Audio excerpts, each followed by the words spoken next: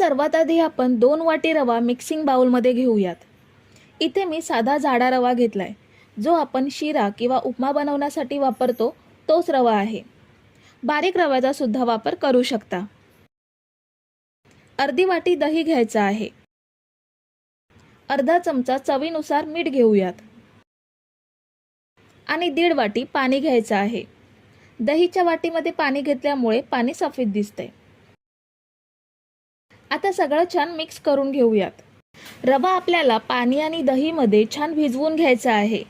त्यासाठी ह्यावर झाकण ठेवून 10 मिनिटे असंच ठेवूयात, म्हणजे रवा छान भिजला जाईल। तोपर्यंत आपण भाज्या फ्राय करून घेऊयात। गॅसवरती खोलगट पॅन ठेवलाय, त्यामध्ये 2 चमचे तेल घ्यायचं आहे। एक मध्यम आकाराचा कांदा बारीक कापून घेतलाय, तो ॲड केला। कांदा आपल्याला ट्रान्सपरंट होईपर्यंतच परतून घ्यायचा आहे, खूप जास्त लालसर होईपर्यंत भाजायचा नाहीये। तर साधारण 1 ते 1.5 मिनिट परतल्यानंतर ह्यामध्ये भाज्या ॲड करूयात। अर्धी वाटी बारीक कापलेला गाजर घेऊयात। एक मीडियम साईजची शिमला मिरची बारीक कापून घेतली आहे। अर्धी वाटी मक्याचे दाणे घ्यायचे आहेत। ह्यामध्ये तुम्ही भाज्या तुमच्या आवडीनुसार घेऊ शकता। फरसबी असेल तर फरसबी सुद्धा बारीक कापून घेऊ शकता। 1 चमचा रेड चिली फ्लेक्स घ्यायचे आहेत। चिली फ्लेक्स नसतील तर 2 ते 3 हिरव्या मिरच्या बारीक कापून घेऊ शकता। अर्धा चमचा चवीनुसार मीठ घ्यायचं आहे। आता या भाज्या आपल्याला मीडियम टू हाय फ्लेम वरती 1 ते 1.5 मिनिट एवढ्याच परतून घ्यायच्या आहेत। आपल्याला ह्या अजिबात शिजवायच्या नाहीयेत। खाताना ह्या आपल्याला क्रंची लागल्या पाहिजेत, त्यासाठी फक्त 1 ते 1.5 मिनिट एवढ्याच परतून घ्यायच्या। तर 1.5 मिनिट आपण या भाज्या हाय फ्लेम वरती छान परतून घेतल्यात। आता गॅस बंद करूयात आणि या थंड करून घ्यायच्या आहेत। आपण बाकीची तयारी करेपर्यंत रवा सुद्धा छान भिजला गेलाय आणि मिश्रण घट्ट सुद्धा झालंय। आता यामध्ये थंड करून घेतलेल्या भाज्या ॲड करूयात। भाज्या ॲड केल्यानंतर अर्धी वाटी कोथिंबीर ॲड करायची आहे। आता सगळ्या भाज्या रव्यामध्ये छान एकजीव करून घ्यायच्या।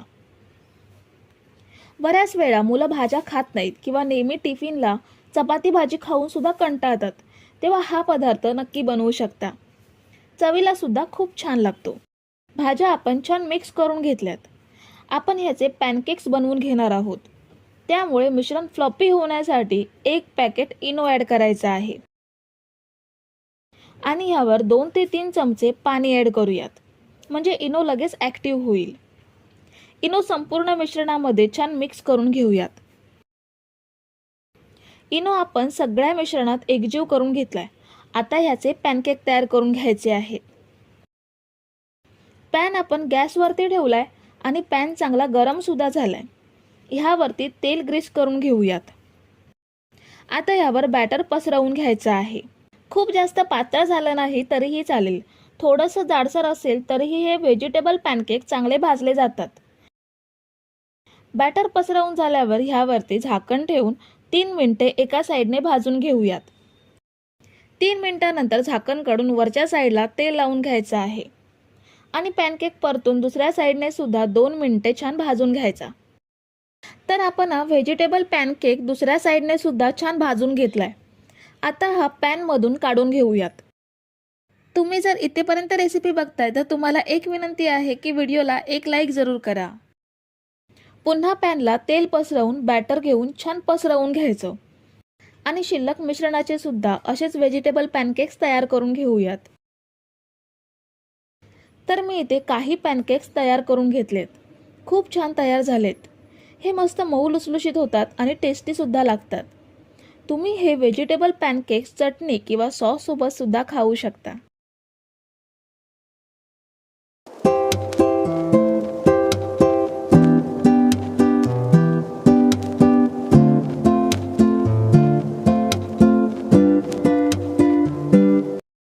सर्वात आधी आपण 1 वाटी पोहे मिक्सिंग बाउलमध्ये घेऊयात।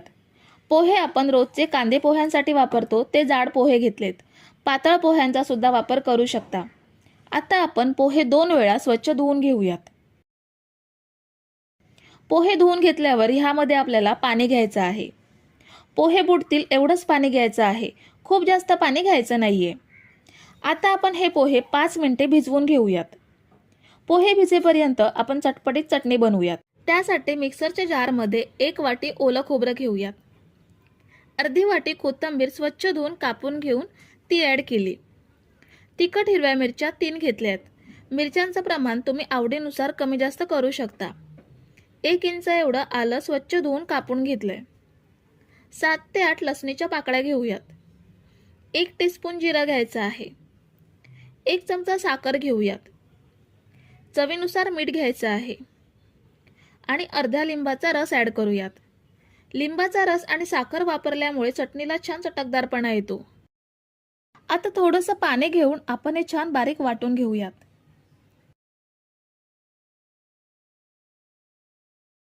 हे बघा, आपण मस्त चटणी बनवून घेतली आहे, छान बारीक वाटली गेली आहे।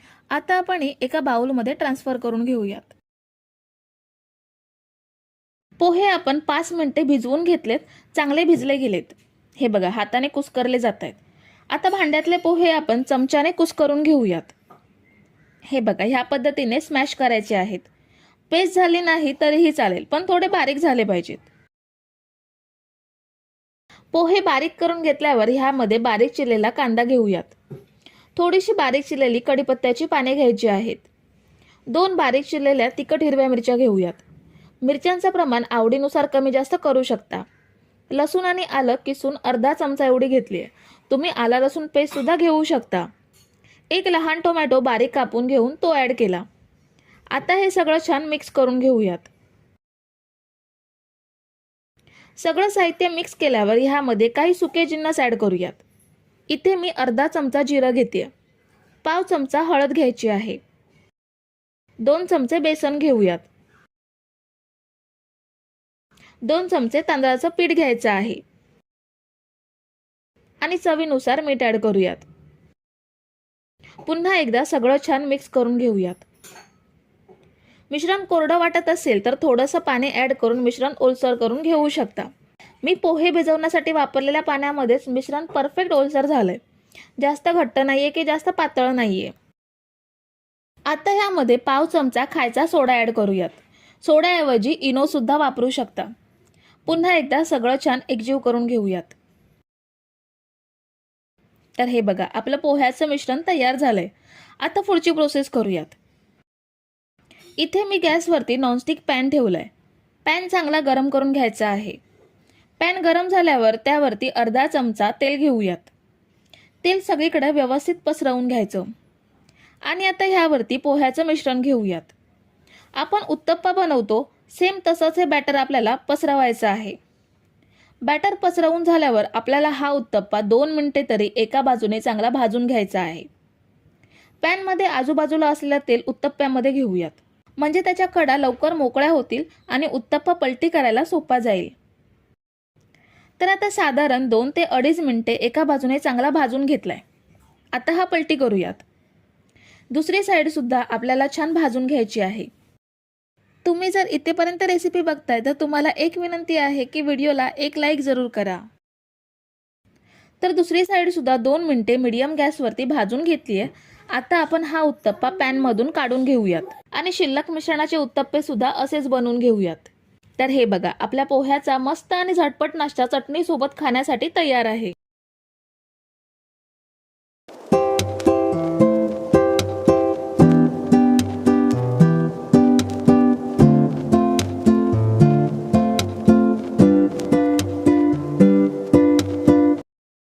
तर सर्वात आधी आपण ह्या नाश्त्यासोबत खाण्यासाठी चटपटीत चटणी बनवून घेणार आहोत। मिक्सर जारमध्ये आपल्याला 1 वाटी कोथिंबीर घ्यायची आहे। कोथिंबीर मी इथे देठासकटच घेतली आहे। 1 वाटी ओलं खोबरं घेतेय, 1 वाटी पुदिना घेतेय, 4 ते 5 लसूण पाकळ्या घेऊयात, 1 इंच आलं कापून घेतलंय, थोडीशी कढीपत्त्याची पाने घ्यायची आहेत, 1 चमचा जिरं घ्यायचं आहे, 1 चमचा साखर घेऊयात। साखर घेतल्यामुळे चटणीला रंग आणि चव सुद्धा खूप छान येते। अर्ध्या लिंबाचा रस ॲड करायचा आहे। चवीनुसार अर्धा चमचा मीठ ॲड केलं आणि थोडंसं पाणी घेऊन आपल्याला चटणी छान बारीक वाटून घ्यायची आहे। मी नाश्त्यामध्ये मिरच्यांचा वापर जास्त केला, त्यामुळे ह्यामध्ये मी मिरची वापरली नाहीये, पण तुम्ही आवडीनुसार मिरच्यांचा वापर करू शकता. तर हे बघा, चटणी मी छान बारीक वाटून घेतली आहे. ह्या चटणीमध्ये मिरच्यांचा वापर केला नाहीये, त्यामुळे लहान मुलं सुद्धा आवडीने ही चटणी खातील. तर आता नाश्ता बनवण्यासाठी मी ही कांद्याच्या पातीची एक जोडी घेतली आहे. आपल्याला ही कांद्याच्या पातीची जोडी स्वच्छ धुवून कापून घ्यायची आहे. कांदा आणि कांद्याची संपूर्ण पाती आपण कापून घेऊयात. तर हे बघा, मी संपूर्ण जोडी अशी कापून घेतली आहे. आता आपल्याला एका मिक्सिंग बाउलमध्ये 4 मीडियम साईजचे बटाटे उकडून कुस्करून घेतले ते घ्यायचे आहेत. तुम्ही बटाटे उकडून किसून सुद्धा घेऊ शकता, फक्त बटाटे उकडलेले पाहिजेत. आता ह्यामध्ये आपल्याला 1 वाटी तांदळाचं पीठ घ्यायचं आहे. कुठच्याही तांदळाचं पीठ तुम्ही इथे वापरू शकता, अगदी रेशन तांदळाचं पीठ सुद्धा चालेल. पण जर तांदळाचं पीठ नसेल तर तुम्ही तांदूळ पिठाऐवजी रव्याचा सुद्धा वापर करू शकता. 4 तिखट हिरव्या मिरच्या बारीक कापून घेतल्यात. मिरच्यांचं प्रमाण तुमच्या आवडीनुसार कमी जास्त करू शकता. 1 चमचा आपल्याला जिरं घ्यायचं आहे. अर्धा चमचा ओवा घेऊयात. चवीनुसार अर्धा चमचा मीठ घेतलं. आणि कापून घेतलेली सगळी कांद्याची पात घ्यायची आहे.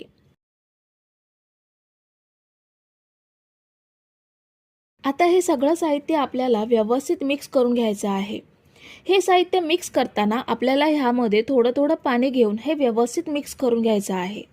लागेल तसं थोडं थोडं पाणी घ्यायचं आहे आणि हे ओलसर बॅटर तयार करून घ्यायचं. तर हे बघा, मी हे या पद्धतीने बॅटर तयार करून घेतलंय. जास्त पातळ नाहीये की जास्त घट्ट सुद्धा नाहीये. साधारण 1.5 वाटी एवढं पाणी घेऊन आपण हे बॅटर तयार करून घेतलंय. आता गॅसवरती आपण पॅन ठेवलाय. पॅन हलका गरम झाल्यावरती हात थोडासा ओलसर करून घ्यायचा आणि बॅटर घेऊन पॅनवरती गोलाकार ह्या पद्धतीने पसरवून घ्यायचा.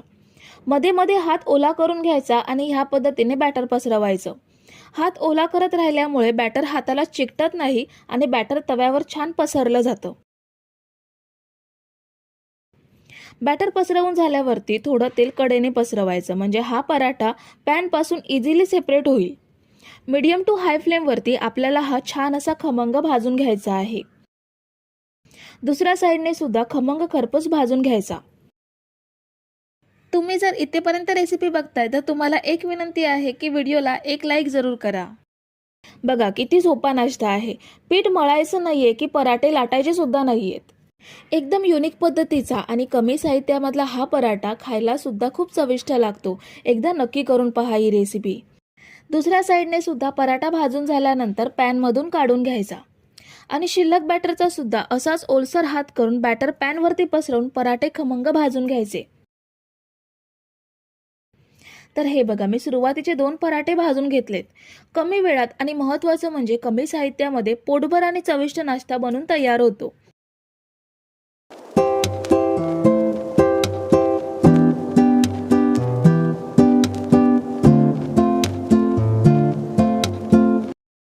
तर सर्वात आधी आपण एका मिक्सिंग बाउलमध्ये 1 वाटी तांदळाचं पीठ घेऊयात. रेशन तांदळाचं पीठ सुद्धा चालेल किंवा मार्केटमधलं रेडीमेड तांदळाचं पीठ असेल तरीही चालेल. आणि जर तांदळाचं पीठ नसेल तर गव्हाचं पीठ किंवा ज्वारीचं पीठ किंवा रवा सुद्धा घेऊ शकता. ह्यामध्ये आता बारीक कापून घेतलेला कांदा ॲड करूयात. 1 मीडियम साईजचा कांदा मी बारीक कापून घेतलाय. 2 तिखट हिरव्या मिरच्या बारीक कापून घ्यायच्या आहेत.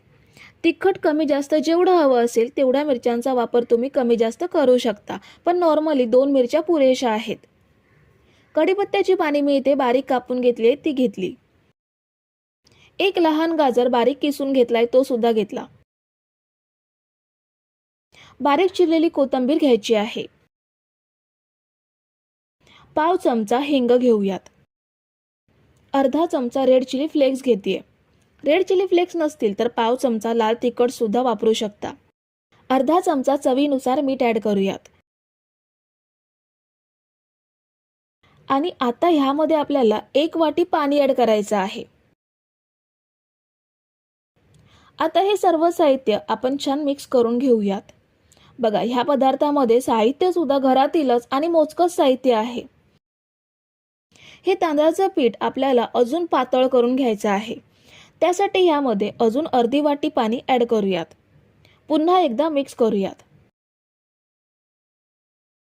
आता आपल्याला याची कन्सिस्टन्सी चेक करायची आहे. तर हे बघा, पीठ अजूनही घट्ट आहे.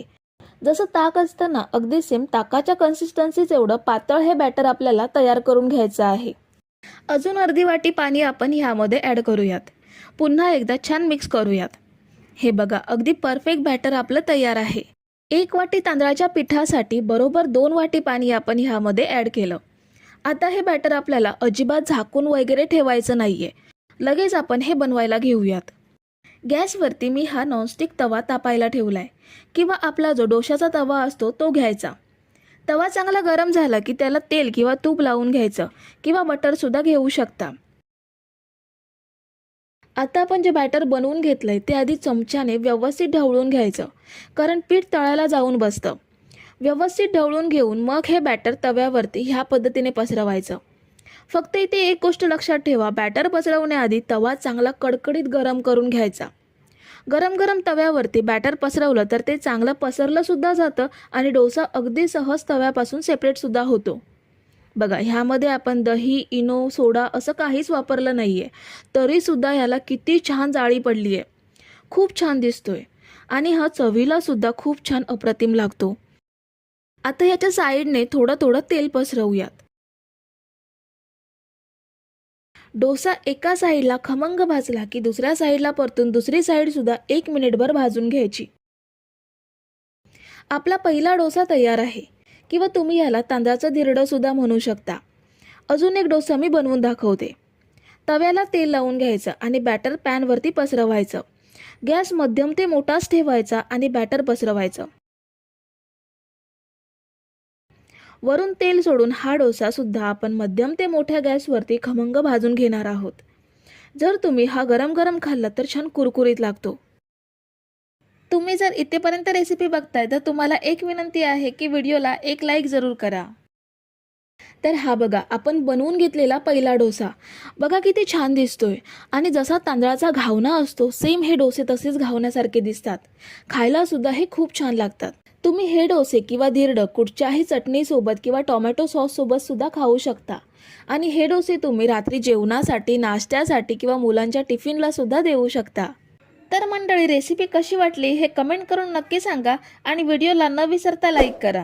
रेसिपी तुमच्या मित्रमैत्रिणींसोबत शेअर करा आणि चॅनलला सबस्क्राईब केलं नसेल तर लगेच सबस्क्राईब करून घ्या. थँक्यू.